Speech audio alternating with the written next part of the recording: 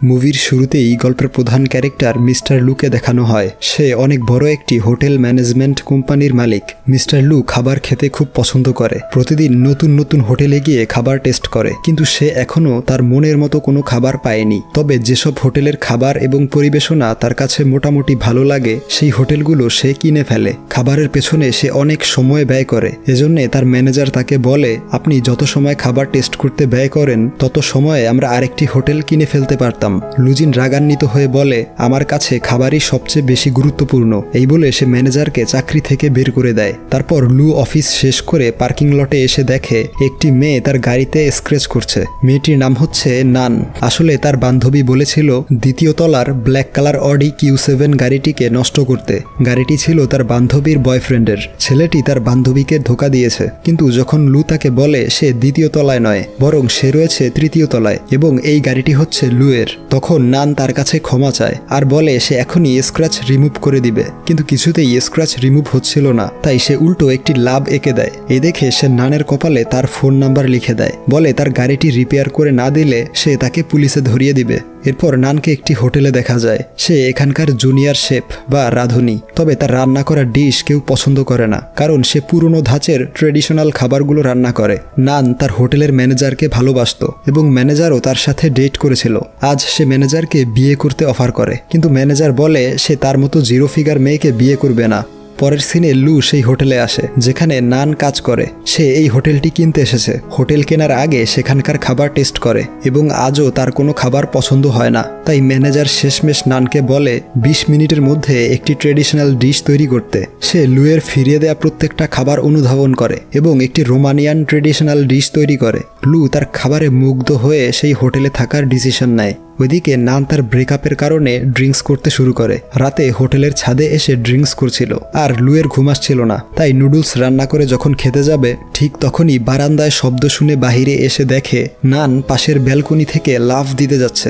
লু তাকে বাঁচাতে পাশের ব্যালকনিতে চলে আসে, কিন্তু তাকে কোথাও দেখতে পায় না। আসলে নান ফ্লোরে শুয়েছিল। সে তার পা ধরে ফেলে। তাকে জিজ্ঞেস করে, আমি কি দেখতে এতটাই খারাপ যে আমার বয়ফ্রেন্ড ব্রেকআপ করে নিয়েছে? সে বলে, তুমি দেখতে মোটেও সুন্দরী নও। এই শুনে নান কান্না করে দেয়। এরপর সে উঠে লুয়ের রুমে ঢুকে পড়ে। লু তাকে বের করার অনেক চেষ্টা করে ব্যর্থ হয়। পরে সে মাতাল অবস্থায় সেখানেই ঘুমিয়ে পড়ে। তাই লু তাকে সুটকেসে ভরে বাহিরে রেখে আসে। হোটেলের দুজন স্টাফ তাকে দেখে প্রচণ্ড ভয় পায়। এরপর নান ও লুকে পুলিশ স্টেশনে নিয়ে যাওয়া হয়। নানের বান্ধবী এবং লুয়ের অ্যাসিস্ট্যান্ট এসে তাদের দুজনকে ছাড়িয়ে নেয়। নানের বান্ধবী তার পক্ষ থেকে লুয়ের কাছে ক্ষমা চায়। যাওয়ার সময় নান লুকে বলে, আপনি কুকুরের পটির উপর দাঁড়িয়ে আছেন। তখন লুয়ের অ্যাসিস্ট্যান্ট তার গাড়ি নিয়ে চলে আসে এবং মিস্টার লু তার জুতা সেখানেই ফেলে চলে যায়।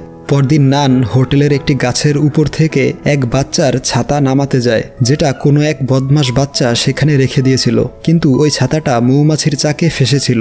এর ফলে মৌমাছি তাদের উপর হামলা করে দেয়। তখন হোটেলের সেই পার্কে মিস্টার লু ও তার অ্যাসিস্ট্যান্ট হাঁটছিল। নান এবং বাচ্চারা পালিয়ে গেলেও মৌমাছি এসে লুকে কামড়ে দেয়। লুয়ের মুখের অবস্থা খারাপ হয়ে যায়। এজন্য নান আবারও তার কাছে ক্ষমা চায়। তখন মিস্টার লু তার অ্যাসিস্ট্যান্টকে দিয়ে নানকে একটি ঘড়ি পরিয়ে দেয়, যার ফলে নান যখনই তার কাছে আসবে তখনই সে ঘড়ির মাধ্যমে বুঝতে পারবে এবং সতর্ক হয়ে যাবে। কিন্তু এখনও মিস্টার লু জানে না যে সে যেই খাবারের প্রেমে পড়েছে সেই খাবারগুলো নান তার জন্য বানায়, এবং নানও জানে না যে লোকটি তার খাবার এতটা পছন্দ করে সেই লোকটি হচ্ছে মিস্টার লু। মিস্টার লু সারাক্ষণ হোটেলের নতুন নতুন ডিশ অর্ডার করতে থাকে এবং নান ওই সমস্ত খাবারগুলো বানিয়ে তার কাছে পাঠায়। সে একটার পর একটা স্পেশাল ডিশ বানিয়ে খুবই সুন্দরভাবে লুয়ের কাছে পরিবেশন করাতো এবং মিস্টার লু তার খাবারগুলো তৃপ্তি সহকারে খেয়ে নিত।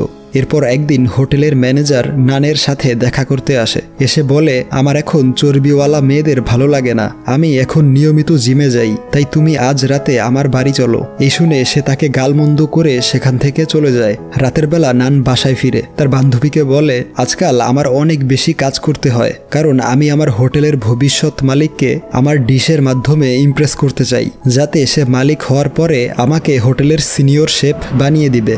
পরদিন একজন রিপোর্টার মিস্টার লুয়ের ইন্টারভিউ নিতে হোটেলে আসে। তখন নান জানতে পারে সে এতদিন যাকে পেরেশান করেছে সেই মিস্টার লু, যে তাদের হোটেলটি কিনতে এসেছে। এই দেখে সে শকড হয়ে সুইমিং পুলে পড়ে যায়। এই জন্যে সে আজ লুয়ের খাবারে অনেক বেশি ঝাল দিয়ে দেয়, যা খাওয়ার পরে প্রচণ্ড ঝালে মিস্টার লুয়ের চোখে পানি চলে আসে। কিন্তু তার কাছে খাবারের টেস্টও খুব ভালো লাগছিল, এজন্যে সে থেমে না গিয়ে খেতেই থাকে। শেষে নান তার পক্ষ থেকে একটি ডেজার্ট বা কেক বানিয়ে পাঠায়, যেটা সে মিস্টার লুয়ের খাবারের পছন্দের উপকরণগুলো দিয়ে বানিয়েছিল।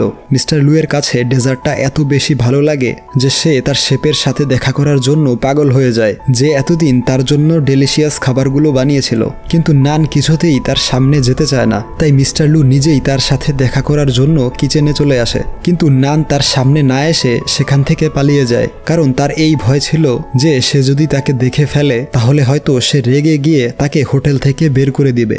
সে পালিয়ে ওয়াশরুমে লুকিয়ে থাকে। কিছুক্ষণ পর মিস্টার লু সেই ওয়াশরুমে যায়। তখন নানের হাত থেকে একটি চামচ নিচে পড়ে গেলে সে বিষয়টা লক্ষ্য করে এবং দরজা বন্ধ করে দিয়ে ভেতরে লুকিয়ে থাকে। তাই তখন নান পালিয়ে বের হচ্ছিল এবং সে মিস্টার লুয়ের কাছে ধরা পড়ে যায়। সে তাকে বলে, তুমি আমার পিছু করতে করতে এখানে চলে এসেছো, আর আমি কেন বুঝতে পারলাম না? তোমার ঘড়ি বন্ধ কেন? সে বলে, এটার ব্যাটারি ডাউন হয়ে গিয়েছে। তখন একজন লোক সেখানে আসলে এই সুযোগে সে পালিয়ে যায়। কিন্তু লু নানের শেপের ইউনিফর্মটা দেখে বুঝতে পারে এই মেয়েটি হচ্ছে সেই শেফ যে এতদিন তার জন্য খাবার তৈরি করেছে। পরদিন নান যখন কাজে আসে, মিস্টার লু তার সাথে দেখা করতে চলে আসে এবং তাকে বলে, এখন পর্যন্ত তুমি আমার সাথে যা কিছু করেছো তার সবকিছুই কি কোইন্সিডেন্স ছিল, নাকি তুমি এসব জেনে বুঝে করেছো? তখন নান কিউটভাবে এক্সপ্রেশন দিয়ে বলে, আমি জেনে বুঝে এসব করিনি। এরপর মিস্টার লু তাকে কেক বানাতে বলে চলে যায়। পরে সে যখন আরাম করে কেক খেতে নেয় তখন তার বাবা তাকে ফোন করে। তিনি বলেন, তুমি এখনো সেই হোটেলে কি করছো? সেখানকার কাজ দ্রুত শেষ করে অন্য হোটেলের উদ্দেশ্যে যাও। মিস্টার লুয়ের তার বাবার কথা শুনে খুব মন খারাপ হয়, কারণ নানের খাবার তার কাছে অনেক বেশি পছন্দ হয়ে গিয়েছে।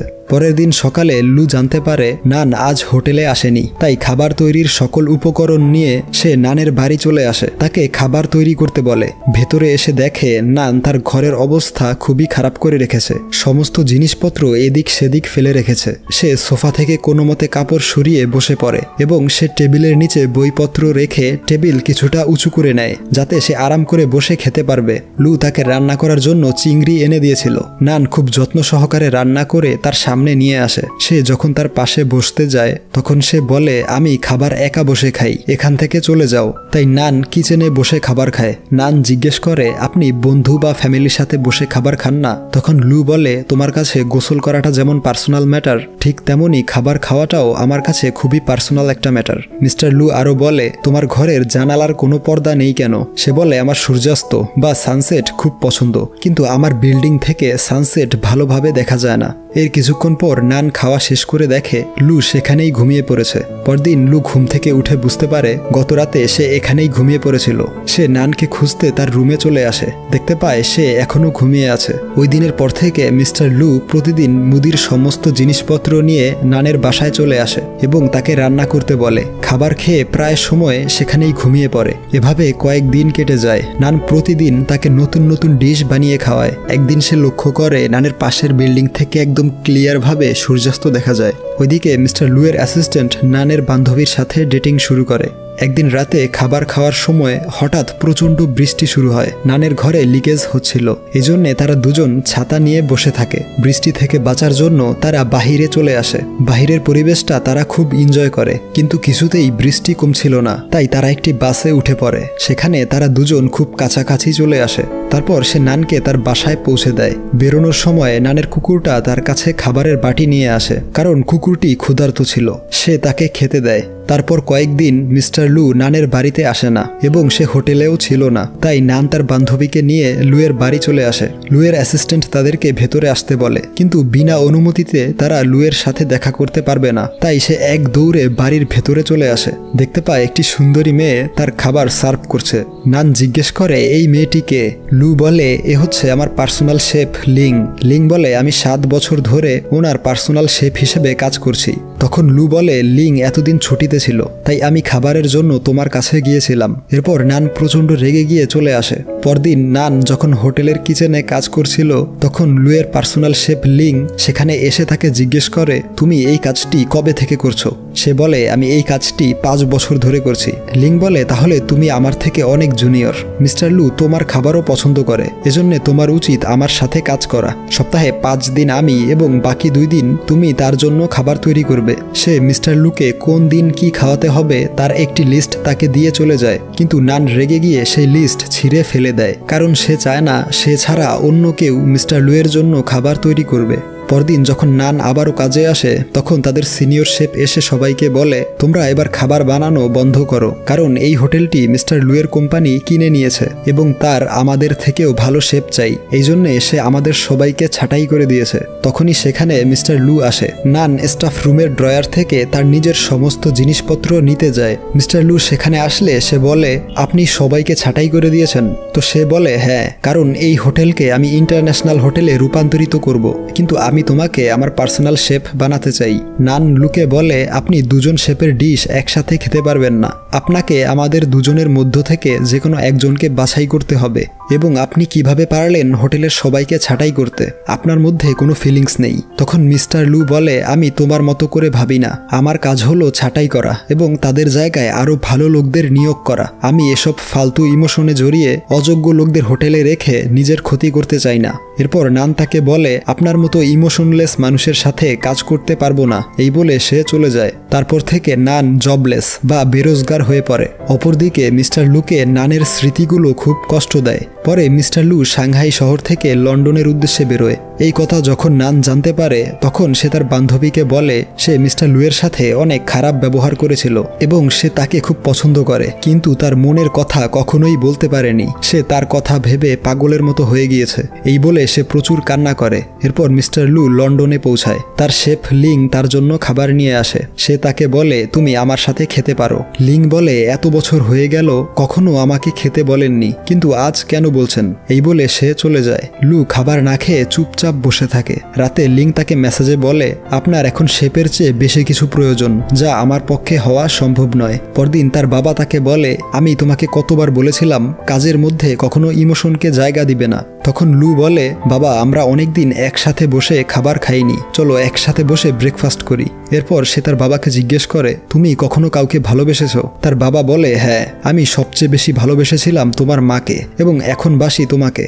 এরপর সে তার অ্যাসিস্ট্যান্টকে ফোন করে বলে আমরা নিউ ইয়র্ক যাওয়ার আগে আরও একবার সাংহাই শহরে যাব। ওইদিকে বেরোজগার নান মিস্টার লুয়ের দেয়া ঘড়িটি বিক্রি করতে আসে। তখনই হঠাৎ ঘড়িটিতে অ্যালার্ম বাজতে শুরু করে এবং সে পেছনে তাকিয়ে মিস্টার লুয়ের গাড়ি দেখতে পায়। তাকে দেখতেই সে ট্যাক্সি নিয়ে সেখান থেকে পালিয়ে যায়। সে পালিয়ে একটি সবজি মার্কেটে এসে লুকিয়ে থাকে। মিস্টার লু তার পিছু করে সেখানে চলে আসে। তাকে কোথাও খুঁজে না পেয়ে ঘড়িটির মাধ্যমে তার লোকেশন খুঁজে পায়। সেখানে গিয়ে দেখে নান তার ঘড়িটি কুকুরের গলায় ঝুলিয়ে পালিয়ে গিয়েছে। সে নানের কুকুরকে বলে যদি তুমি নানকে খুঁজতে সাহায্য করো তাহলে আমি তোমাকে ভালো ভালো খাবার খেতে দিব।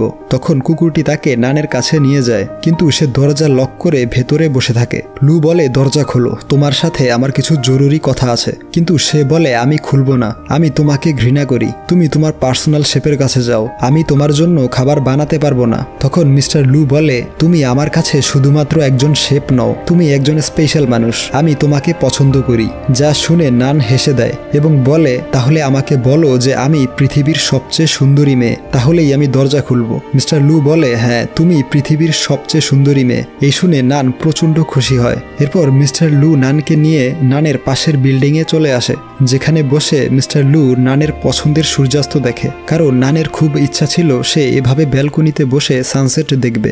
গল্পটি এইখানেই শেষ হয়ে যায়।